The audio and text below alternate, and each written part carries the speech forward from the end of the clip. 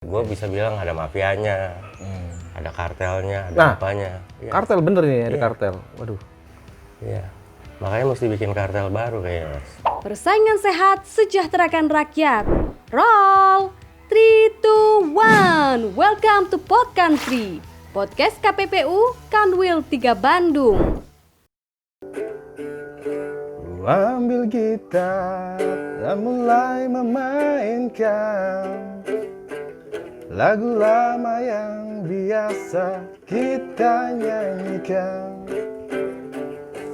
Tapi tak sepatah kata saya terucap, hanya ingatan yang ada di kepala. Oke, Mas Bogi. Ya. Pemirsa Pod Country, sobat kompetisi dimanapun Anda berada, kita sekarang kedatangan tamu yang sangat istimewa, seorang legend di dunia musik, legenda, idola saya juga, mewarnai masa muda saya dengan lagu-lagu beliau. Beliau adalah Bongky Marcel. Ya. Apa kabar, Mas Bongky? Baik. Saya panggilnya Mas Bongky atau Om nih? Mas Bongky Kalau aja. sekarang pada manggilnya Kongbong. Kong katanya. Kong Bong. Oke. Katanya menjelang tua di mana Kong. Sehat, Kong Bong? Sehat. Sehat ya. Sekarang kegiatannya apa nih, Mas Bongky? Kegiatannya bermusik dalam tidak kegiatan tetap kayak musik tapi nggak main musik. Apaan tuh maksudnya? Dari musik kan ada irama, ada dinamika, ada apa ya, hidupnya begitu. Seperti musik jadi. Seperti musik. Masih BIP masih ada nggak sih? Masih. Masih ya? Masih sering main juga dengan teman-teman di BIP? Agak jarang sih karena emang udah udah ini ya, karena udah banyak yang muda juga segala macam. Kita juga momen-momen tertentu aja. Tapi masih muda kok Mas Bongky. Apa itu muda gitu. Banyak bahan pengawet soalnya.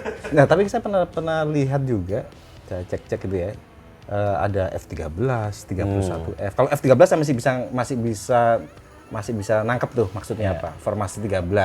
Itu kan formasi slang 13 ya, sampai album kelima. Dari pertama kali rilis Sampai album 5, album 6 lagi sedih, karena slang lagi sedih karena ditinggal 3 personilnya kan, salah satunya adalah Mas Bongky. Iya. Ada F13, 31F maksudnya apa itu? Mau reuni atau? F13 tuh emang kita mau reuni di formasi itu ya, yang karena di situ kan udah ada lagu yang dirilis dari album 1 sampai 5. Ya. Ya karena banyak hal nggak terjadi, akhirnya tracknya di twist jadi 31F. itu sebenarnya 31 tahun main sama Paya Mahendra. Oh, 31 tahun artinya. Ya. Tapi masih dari akronimnya masih masuk loh. 3 itu B ya. Iya. I masih F V lah. V sebenarnya. V jadi F. Bongky in the Five. Tapi itunya masuk aja, maksudnya filosofinya masuk semua. Gitu.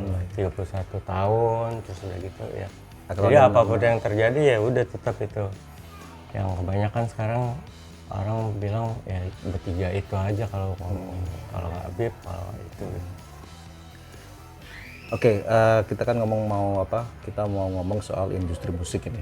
Oke. Apa Mas Bongky? Mas Bongky ini kan bisa kita tahu ya, sobat kompetisi, pemirsa Pod Country dimanapun Anda berada, beliau ini seorang legend, punya pengalaman yang sangat panjang, dari mulai kaset diputer gitu ya, sampai sekarang perkembangannya sedemikian rupa nih. Nah, kita pengen tahu, beliau ini bisa adaptasi nggak sih dengan perubahan zaman dari kaset yang diputer sampai sekarang? Teknologinya berkembang sedemikian cepat. Bahkan saya bisa aja kan cover lagu, saya taruh di YouTube viral gitu, bisa aja. Nah, kita mau tahu Mas Bongky ini bisa adaptasi nggak nih, sobat kompetisi? Perkembangan teknologi kan, kalau ini cerita ya. Yeah. Kalau dulu kan kalau masuk studio rekaman tuh susah banget emang. Karena perlu beli pita yang 2 inch yang tebal gini. Itu juga harganya juga mahal. Terus masuk studio, peralatannya juga mahal. Ya Betul. Kan? Karena yang bikin studio tuh bukan ece-ece. Jadi emang harus punya duit, dia investasinya gede. Gitu. Terus emang yang masuk studio akhirnya emang Terpilih ya, orang-orang terpilih kan. Iya, blepetan. Blepetan, main kecet-kecet Ya, dikit. kan, Dia nggak masuk dia, maksudnya nggak ngabisin waktu. karena investasinya gede banget tadi. Makanya sebelum itu kayak yang mana mesti benar-benar. Sampai hal kecil tuh mas. Contohnya? Nyambung lagu aja kalau salah bunyi kan. Oh. Kalau sekarang di Ando. Iya betul. Kan mulai dari manual lagi. Sekarang mulai dari depan. Kalau dulu saya sempet ini loh, kalau muter lagu nih sempat kompetisi dulu karena saya ikut zaman jadul juga ya. Diputar pakai pensil. Oh iya. Kalau sekarang kan tiga ceret. Nah, sekarang pakai itu. Rekaman di rumah kan biasa pakai kaset tuh 8 track tuh. Iya muternya gitu biar ngepasin.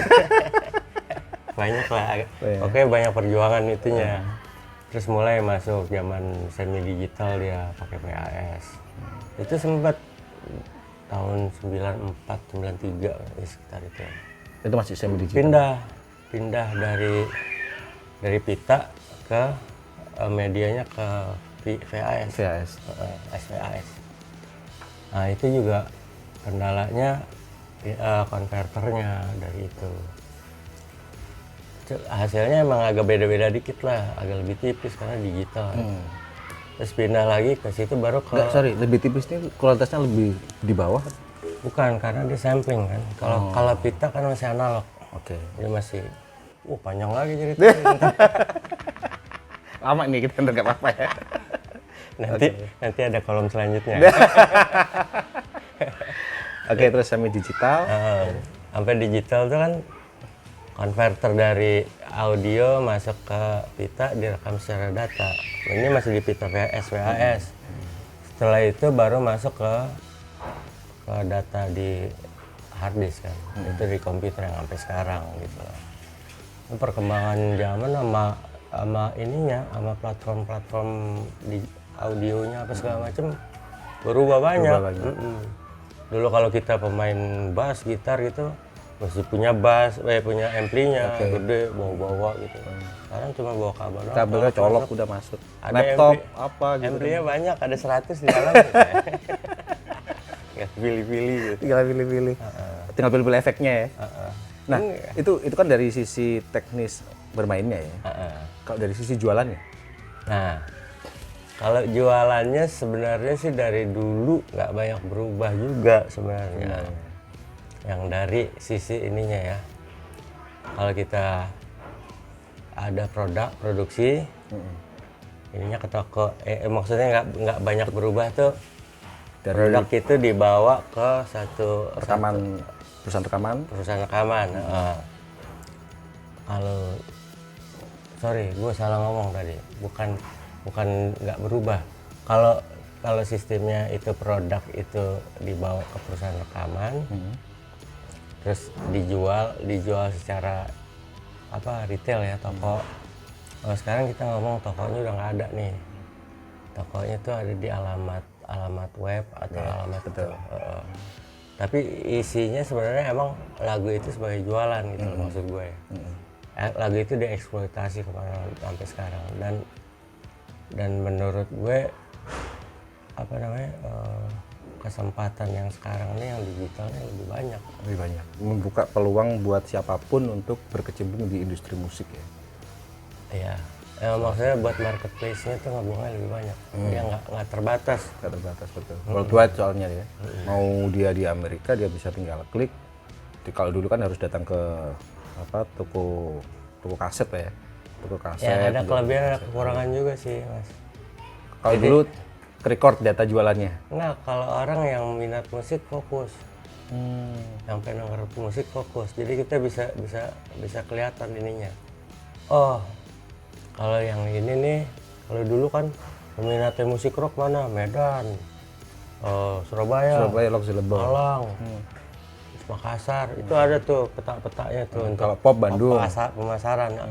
Kalau sekarang karena terlalu lebar nggak fokus. Makanya itu ada kekurangannya juga di dunia digital.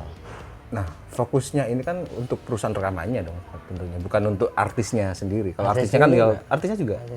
Dia ya antara artis IO-nya penyelenggara sama yang eksploitasi hasil karyanya juga emang sebenarnya itu buat monetize juga kan. Orang sekarang ada klasifikasi juga kan. Makanya di platformnya juga ada digital juga ada klasifikasi buat monetize itu yang suka rock, yang umurnya segini, yang ini. Oke, ya, kan ya, sekarang ya, dikenal betul. banyak tuh yang kayak artificial intelligence tuh. Ya, betul.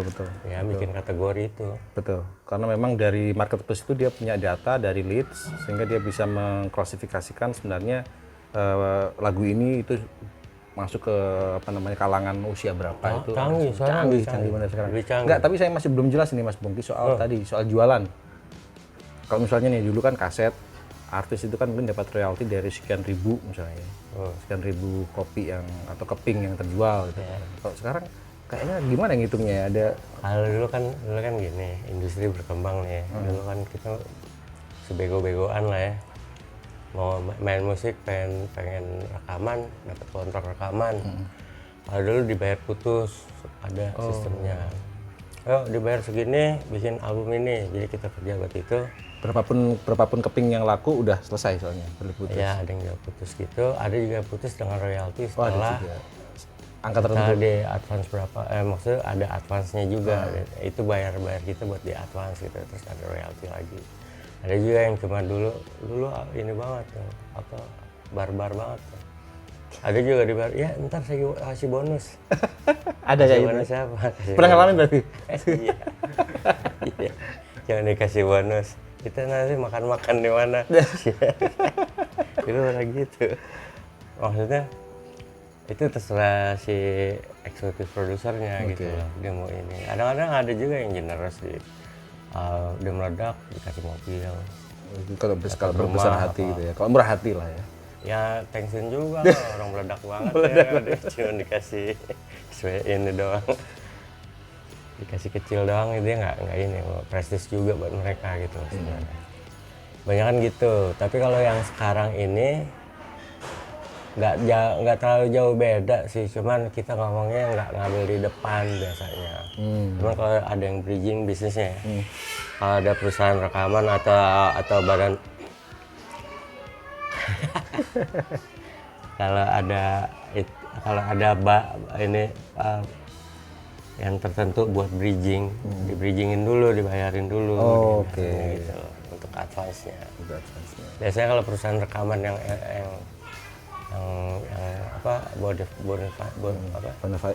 bonafit. Tapi saya tadi ngangguk-ngangguk sok tahu, sebenarnya nggak tahu juga bridging itu. Bridging jadi di advance dulu Kak dijual kayak teasernya gitu. Enggak, si artis nih dibayar dulu sama perusahaan. Oh. Di bridging gitu. Kayak DP gitu ya. Di DP. Di DP. DP bridging ya? Bridging. Ya gitulah bahasanya. Oke, terus. Nanti baru kita ini kelola eksploitasinya atau gimana. Kan banyak kan kalau sekarang saya emang mesti rajin-rajin bikin materi ya. Soalnya karena Perkembangannya pesat banget. Banyak persaingan nih, nutupin satu sama lain kan. Yang bisa jadi pusat perhatian gitu. Basicnya kalau kita mau berhasil yang sekarang saya emang bisa narik perhatian orang udah. Kalau dibandingkan ya dari pengalamannya Mas Bongki selama ini ya, ini bermusik sejak kapan sih kalau profesional? Kalau dihitung profesional sejak tahun berapa sih Mas Bongki? 89 ya. Set ya. 90 lah. Masih celana merah men, ya sebuah kompetisi. Saya celana ungu kalau saya. 89 ya. Nah, itu bedanya apa nih Mas Bongki? Kalau bisa merasakan beda industri musik dari zaman Mas Bongki awal sampai sekarang perkembangannya demikian pesat ini, yang paling dirasakan sebagai seorang musisi apa? Kalau kita mau ngomong secara komersilnya aja ya. Industri kalau kita ngomong, kalau kita kalau gue lihatnya dari dulu nih, ada industri, ada emang seniman yang art ya, ini art dunia seni gitu. Ini emang nggak bisa nyambung nih dua ini.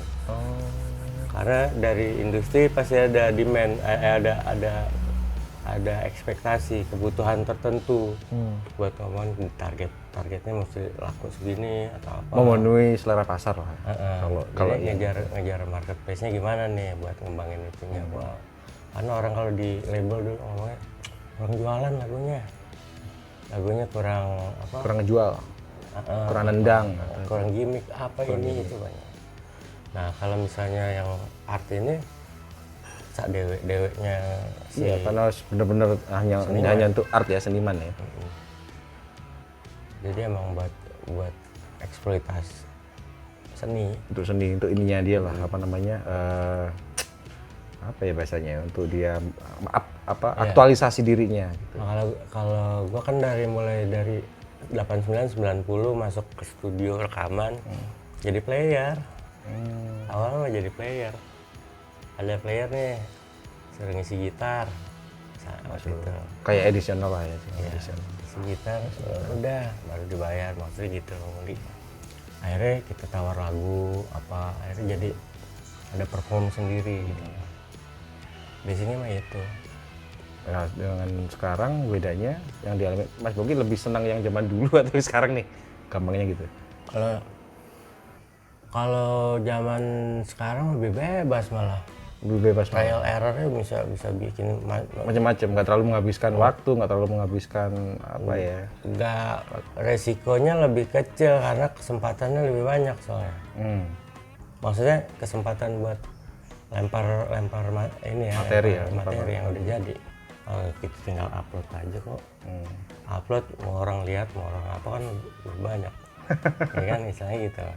Kalau dulu kan kita mau upload mesti dengar toko kaset, toko kaset. Mau dengar mesti kasih ke radio, mesti ada wawancaranya dulu habis segala macam. Benar. Sekarang di rumah aja kan bisa gitu. Kalau zaman dulu kan kita dengerin radio adalah pas lagu kita pengen rekam udah ngerekam. Tapi begitu masuk bumper-nya radio jadi kacau ya. Supaya bisa didengar ya didengar saat gitu ya. Cara cheatingnya kita zaman dulu. Sekarang lebih mudah lagi. Nah, kalau dari sisi apa namanya persaingannya nih, Mas Bogi, dari persaingannya kita KPPU ini kan Komisi Pengawas Persaingan Usaha itu melihat dari sisi baik horizontal maupun vertikalnya. Oke. Kalau horizontal itu kan tentu antar musisi ya. Kalau antar musisi ya kita anggap ini persaingannya ya konsumen, ya kan terserah konsumen mau milih yang mana. Tapi kita mau melihat dari sisi vertikalnya nih. Zaman dulu kan yang namanya artis, musisi itu kan dia punya semacam perusahaan label ya. Ya, dipegang label dan segala macam. Nah, dengan kondisi yang sekarang industri menjadi serba digital, masih membutuhkan perusahaan label rekaman untuk publisher nggak sih? Kalau itu dilihat dari besaran yang dibuat komoditinya sih sebenarnya kalau ngomongin bisnisnya ya. Jadi sekarang gini deh, kalau misalnya ada sebuah ide, ide ini bisa kita ramu sebagai konten atau misalnya komoditinya buat apa. Ntar yang produk yang nempelnya di situ itu berapa, itu kan bisa kelihatan besarannya. Kayak misalnya gue bisa kasih contoh ya. Boleh, bebas. Kayak misalnya musik IDM itu dibangun buat apa? Tahu nggak? Enggak. Nggak tahu. Itu buat IDM itu dibangun tuh, kalau ini ya saya punya analisa ya. Analisanya sih sebenarnya itu untuk konsumsi clubbing. Karena memang tempatnya di clubbing kan. Dan clubbing itu ada komoditinya apa? Nggak perlu gue sebut lah. Makanya yang dari sana di musik itu diciptain untuk supaya bisa user-usernya sesuai sama komoditinya. Paham. Kalau gue ngomong, sorry. Seru kan ya, seru ya. Analisnya gitu. Ngopi dulu ya.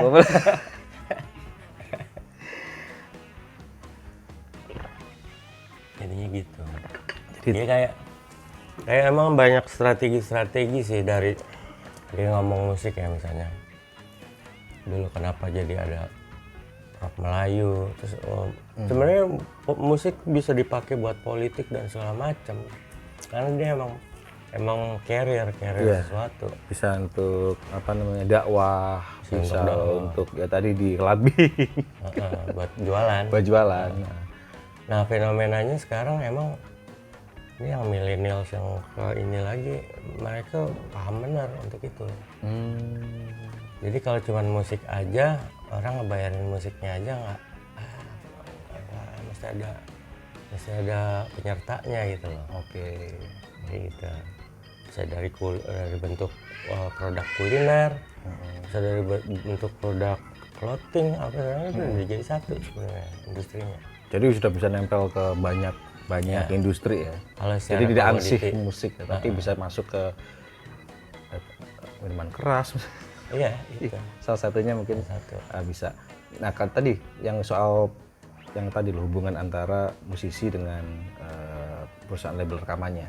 Itu kan dulu kan pasti seperti itu ya. Bahkan KPPU ini Sobat Kompetisi informasi juga pernah menangani juga kasus musik, tapi nggak perlu kita ceritakan, googling saja nih kasus yang pernah ditangani oleh KPPU terkait dengan musik. Nah, itu kan pada waktu itu perpindahan sebuah band besar ini, Mas Bongki, band besar di Indonesia berpindah label rekaman dari perusahaan rekaman A ke perusahaan rekaman B. Nah, ternyata ini perpindahannya ini dianggap melanggar persaingan usaha sampai kemudian dilaporkan ke KPPI oleh salah satu perusahaan label rekaman. Nah, yang saya tanyakan itu seputar itu salah satunya. Itu kan ada hubungan antara artis dengan perusahaan label rekaman gitu ya. Tapi itu kan tadi Mas Bongki mengatakan perubahan menjadi sedemikian luar biasa sehingga orang bahkan nggak butuh lagi label atau publisher ya. Nah, tapi kalau misalnya sekarang ada, kan kita sempat diskusi tadi di belakang tadi sih. Diskusi bahwa sebenarnya Indonesia ini butuh lembaga untuk mengayomi musisi terkait dengan hal-hal yang tadi kita diskusikan dan lebih bagus diceritakan oleh Mas Bongki. Oh iya. Kalau sekarang iya, makanya kalau basicnya dari label rekaman itu kan adalah bisnisnya musik untuk mengeksploitasi, mengeksplor semua yang dari talent artis sampai itu jadi bahan yang bisa diperjualbelikan secara Komersil. Nah, untuk sampai saat sekarang nih akhirnya mereka agak nggak bisa dominan karena teknologi digital ini kan jadi lebih bebas dan sama aja kerjanya mereka gitu. Nah, sebenarnya kalau kita ngomongin mereka untuk bikin, anggap aja gini deh, ini ada label, terus ini ada indie, yang dulu indie kan dulu kan ada label sama indie. Sekarang indie itu bisa lebih lebar daripada label yang ada sendiri, karena indie itu lebih grassroots. Mereka tuh ininya lebih banyak linknya karena teknologi lagi ini, sosmed sama segala macam. Nah, fungsinya label ini jadi nggak bisa dominan lagi. Dulu kan dia sangat menentukan ya, kalau sekarang kan nggak terlalu. Dia nggak bisa itu, kerjanya cuma nggak terbatas aja gitu. Nah, kalau kondisinya begitu kan berarti kan ada perubahan yang banyak nih untuk ngomongin ini ya. Labelnya mana? Orang bisa aja bikin label hari ini. Besok labelnya lain lagi, bisa aja gitu loh. Karena emang tinggal nyantumin nama ini dipublish, ya kan. Tapi kalau misalnya kita ngomongin kembali lagi ke regulasi nih. Nah, ini menariknya. Ya, kembali ke regulasi. Kalau sebagai label itu pertanggungan jawabannya sebenarnya apa misalnya? Kalau misalnya ada Mas nih jadi menteri kesenian misalnya. Amin. Industrinya ya, menteri industri kesenian misalnya. Gue jadi mau bikin label nih. Pak, saya mau bikin label nih Pak, ininya gimana ya? Ya kan. Kalau misalnya itu kan sebenarnya ada regulasinya. Kamu bisa nggak kumpulin artis satu label itu bisa ngomongin dia punya artis 100. Lu punya kontrak 100 sama artis itu. Terus bisa punya materi lagu tuh yang diperjualbelikan sebenarnya. Itu komoditinya kan. Berarti labelnya itu sah gitu loh untuk kita. Maksudnya kan kalau kita ngomongin sebagai perusahaan kan mesti punya kondisi itu gitu. Kalau kita ngomong ya artisnya mana itu satu udah jadi belum jualan dibilang label. Itu nggak bisa kan Nggak kalau bisa. gitu kan. Namanya kalau itu mesti ada juga gitu. Jadi emang menghormati juga artis yang di dalam label itu emang punya kondito yang bagus. Oke. Sekarang itunya nggak ada jadinya. Semua sama semua aja, sama cuman aja. kayak ini aja, kayak seleksi alam aja. Seleksi alam. Kan itu kan bisa manipulasinya bisa banyak. Tapi Nggak kan ada aturan. kalau nggak salah pernah ada RUU permusikan ya, sempat mau ada ya, bahkan sudah ada ya RUU-nya, sempat ada mendapatkan banyak kecaman dari artis-artis itu, yang waktu, Mas Bongki, yang waktu yang RUU musik, ya. itu ya. Iya ya. Anang-anang lagi zaman Mas Anang gitu. Enggak. Sekarang sih sebenarnya udah lama juga sih ya kalau. Cuman gue bukan orang organisasi sebenarnya. Makanya kalau ngasih ide ntar dibilang jadi kayak ini gitu. Nah, kita nanti mendorong dari Pod Country nih Mas Bongki. Gini maksudnya. Dari waktu zaman hampir tahun lalu lah. Tahun lalu tuh emang yang jadi masalah nih sebenarnya ada lagu, ada eksploitasi, tapi lagunya sama penciptanya itu nggak pernah nggak ada perlindungan, nggak. Jadi banyak banget lagu-lagu yang dikorup sebenarnya. Oh, haknya tidak diberikan gitu ya? Haknya nggak diberikan dan eksploitasinya nggak tahu juga yang mana aja, kemana aja. Jadi itu aturan itunya nggak ada di lapangan tuh sebenarnya liar banget nih. Liar banget. Sebenarnya kalau kita ngomongin aset lagu tuh triliunan. Betul. Boleh dicek lah kalau Cuman tidak sampai ke artis atau yang berhak untuk mendapatkan yang ada regulasi yang berlaku. Jadi saya nggak ada polisi lagu, nggak ada ini ada beneran, karena itu aset orang. Tapi dulu ada di KCI ya, yayasan apa? Iya, cuman bagiannya aja yang dijalanin, dia nggak tuntas sebenarnya. Kalau gue bilang sampai sekarang tuh nggak tuntas semuanya. Nah, sebenarnya kalau mau bikin tuh kayak lagu tuh ada samsatnya. Jadi ada nomor serinya, emang ada barcode. Bukan barcode. Jadi ntar kalau misalnya apa scan atau apa baru bisa dengerin lagu itu. Si yang punya lagu berkewajiban untuk mendaftarkan lagunya secara resmi pada negara dan lagu itu dilindungi negara, itu aset negara sebenarnya. Betul. Dan asetnya tadi triliunan tadi ya. Triliunan. Kenapa negara cuman gitu-gitu aja gitu? Berarti kan ada perlu diperbaiki gitu. Iya, maksudnya Enggak, karena kan dilihat dari nilai aset itu kan untuk pemasukan negara juga gede kalau resmi. kan sekarang kan semua aspek yang potensial itu kan dijagain. Nggak bisa diinin buat rakyat. Paham kan? Iya kan yang potensial. Makanya nggak yang kayak gitu juga ada juga gitu. Gue bisa bilang ada mafianya, ada kartelnya, ada apanya. Ya. Kartel bener nih, ada kartel. Waduh. Iya. Makanya mesti bikin kartel baru kayaknya. Kalau perlu kita sikat nanti kartelnya di lewat KPPU ini, Mas Bongki. Kartelnya Ada kartel musik ya. Kalau KPPU itu pernah nangani kasus kartel pangan ya. Kartel apa namanya bawang putih kita pernah hukum, kartel ayam.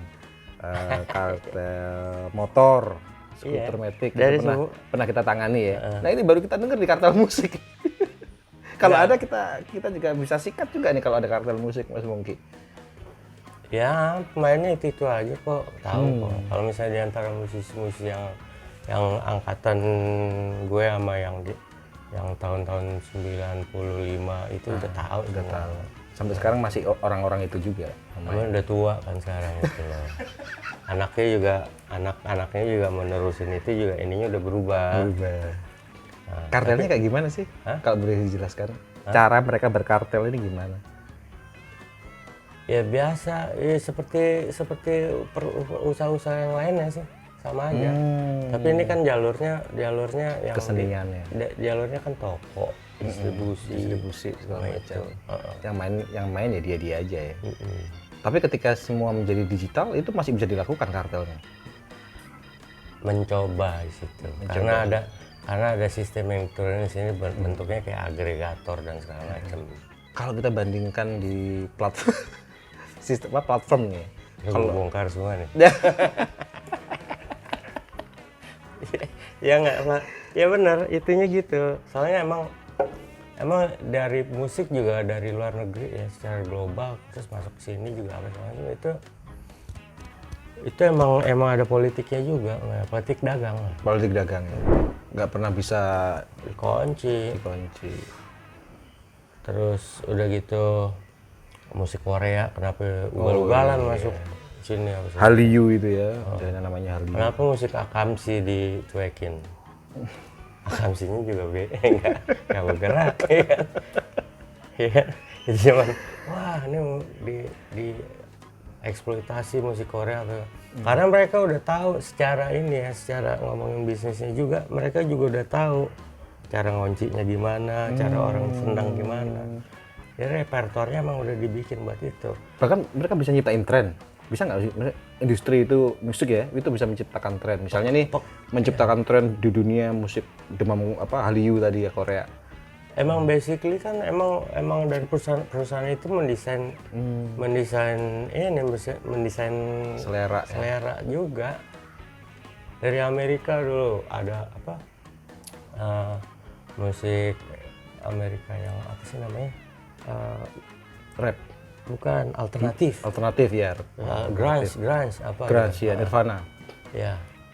Kalau kita bukan ngomong dari sini, kalau kita ngomongin itu kan musik itu kan dasarnya dari culture. Oke. Nah, culture itu kan bisa dieksploitasi kemana-mana gitu. Tergantung industrinya itu mau di mix, mau di apa, musik begitu sih. Nah, mereka bisa masuk ke kita, tapi kita yang nggak bisa ke sana karena tadi dikunci tadi. Jadi ada politik dagang internasional malah nih ya. Iya. Wah, seru banget nih. Ya kalau ngomongin itu gitu, dari waktu itu gimana ya mau nembus keluar gini-gini. Yang nembusnya paling jadi kayak Anggun aja udah gitu. Jadi penyanyi. Sahara di Perancis ya. Selesai, berapa tahun umurnya udah gitu aja. Gitu aja. Nggak Tapi kalau di Malaysia kita luar biasa loh. Saya pernah ke Malaysia itu lagunya orang Indonesia semua itu yang didengar. Iya. Ya karena emang satu rumpun sama kita emang lebih dominan di situ emang.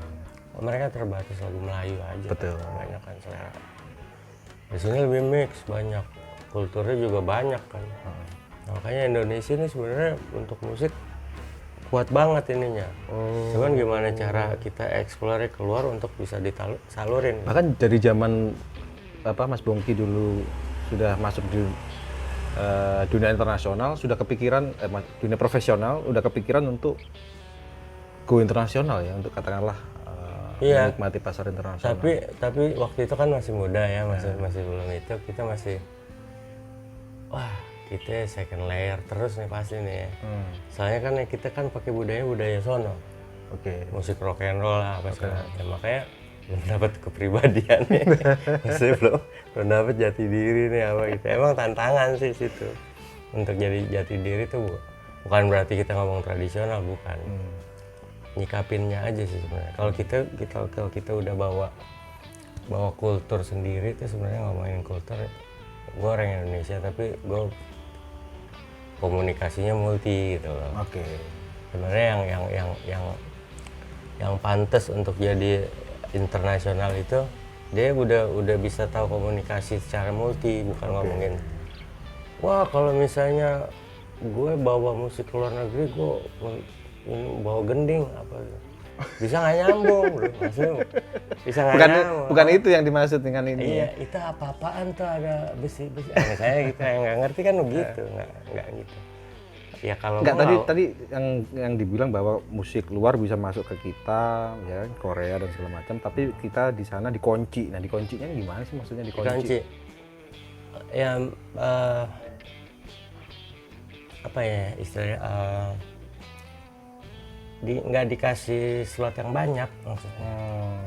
Dibatasin. Nggak bakalan jadi dominan maksudnya. Tapi pernah punya pengalaman kayak gitu? Ya buktinya aja artis-artis yang sini selama main di luar negeri cuma main buat KBRI. Nonton orang kita juga.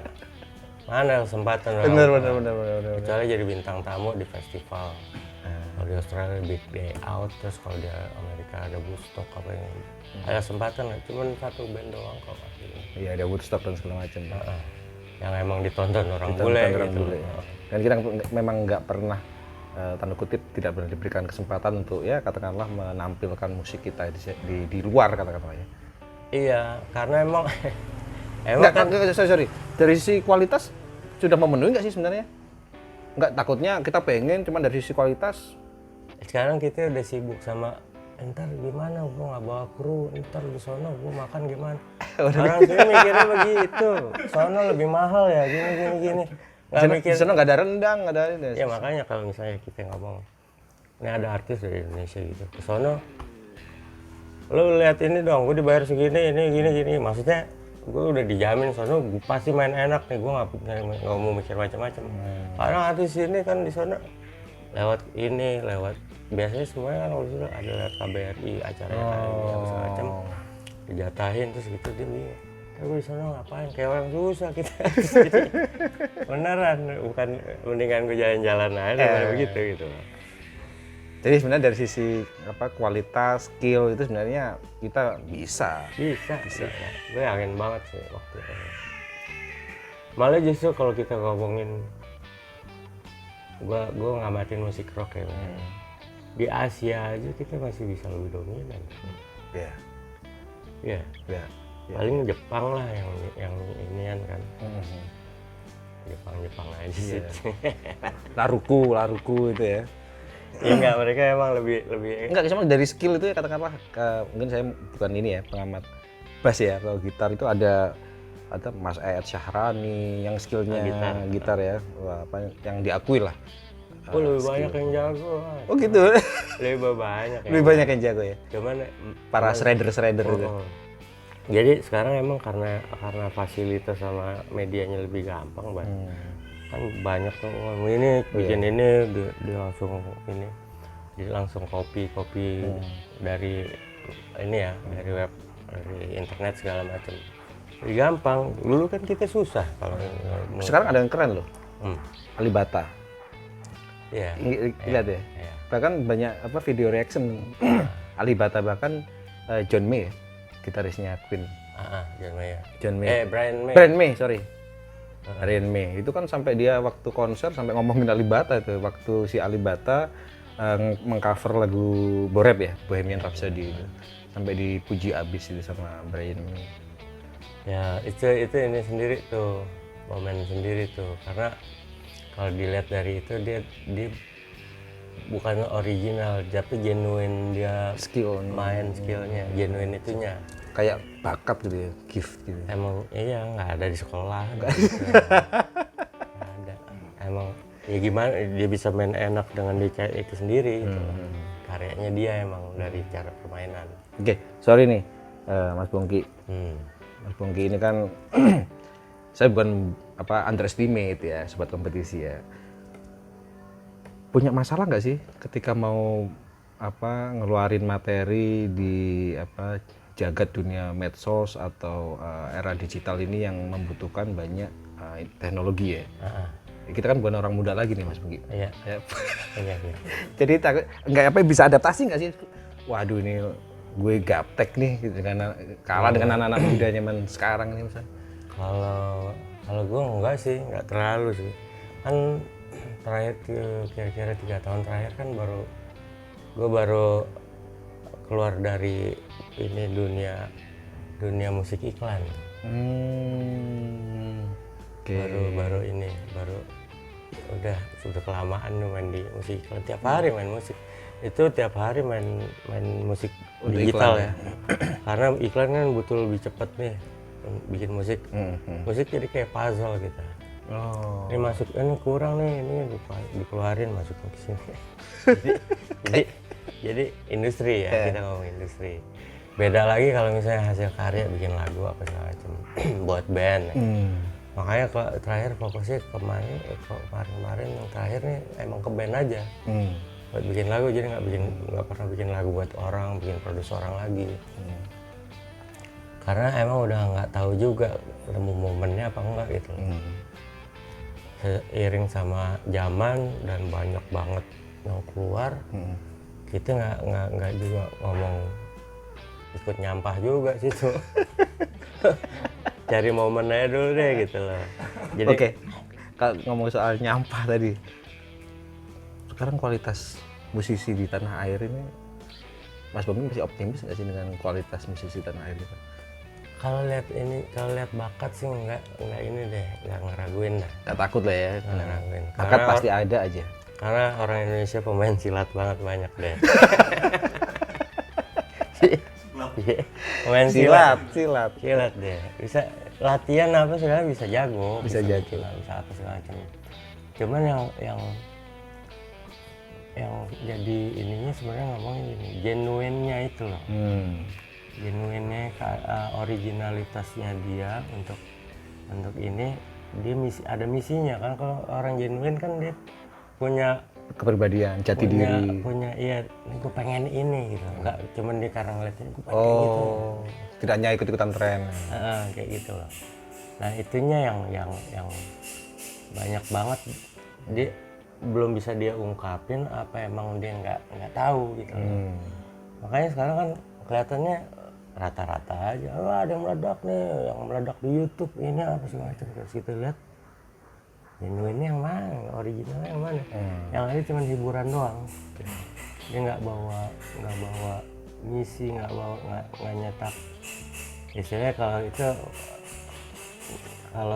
kalau misalnya anjing tuh nggak ninggalin kencingnya gitu.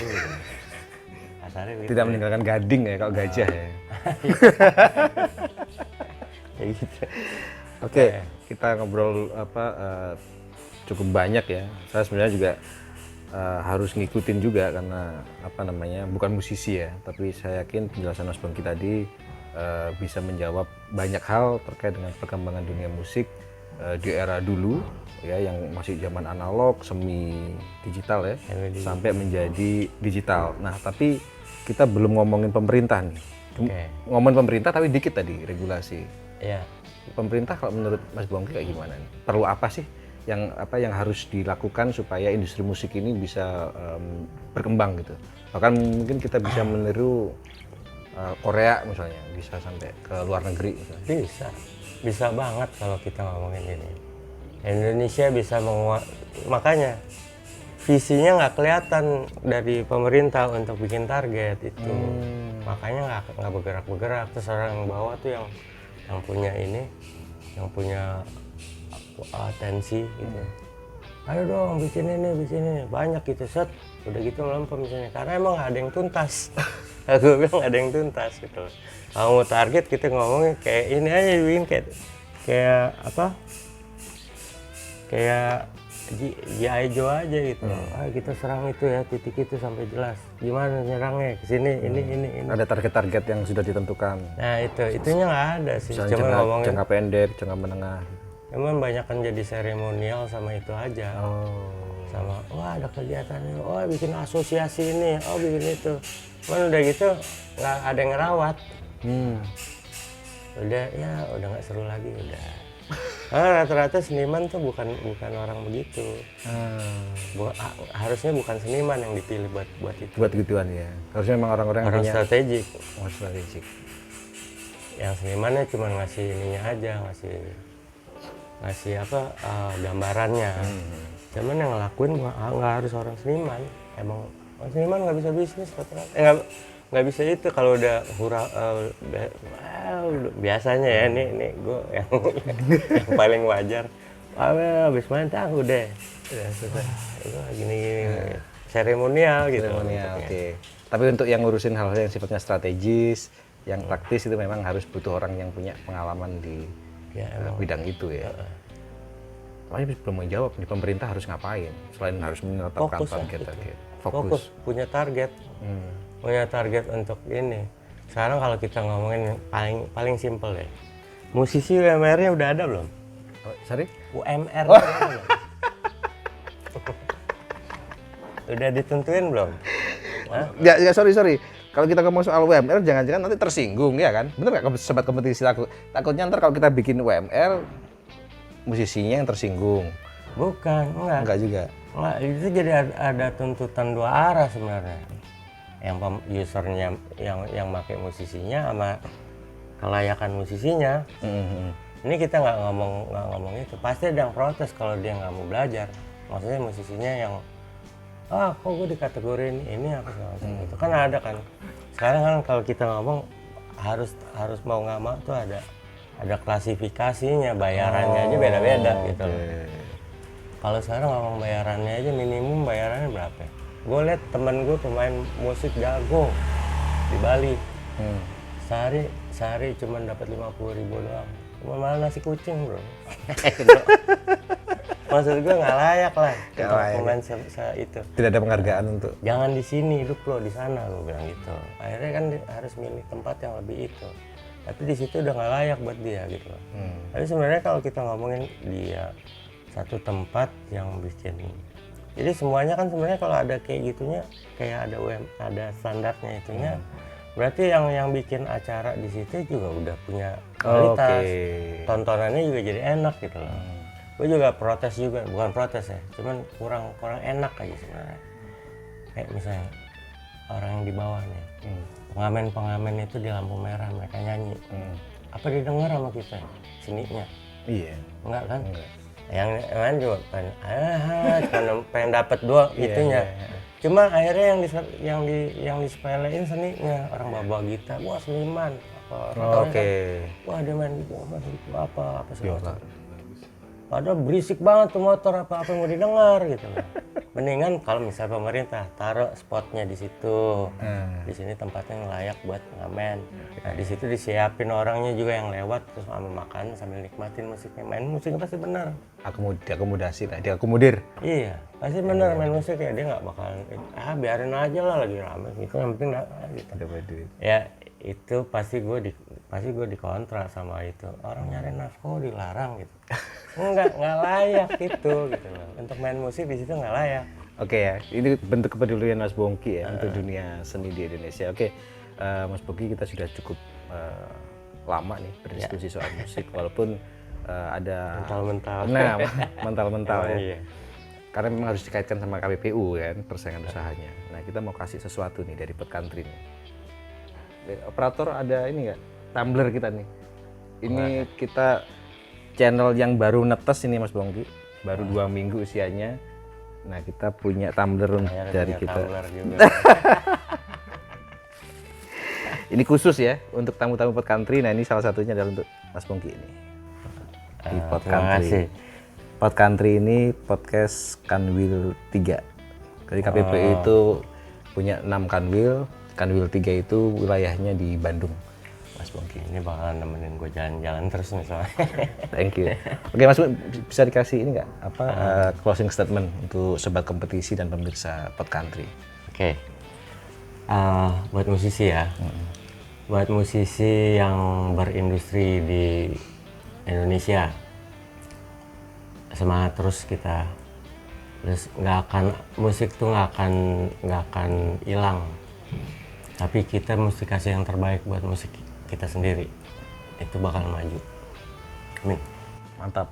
Oke, sobat kompetisi, pemirsa Pod Country dimanapun Anda berada, terima kasih telah menyimak video kali ini. Episode yang sangat spesial dengan seorang legenda musik di Indonesia, idola saya juga, Mas Bongki Marcel. Terima kasih. Wassalamualaikum warahmatullahi wabarakatuh. Thank you.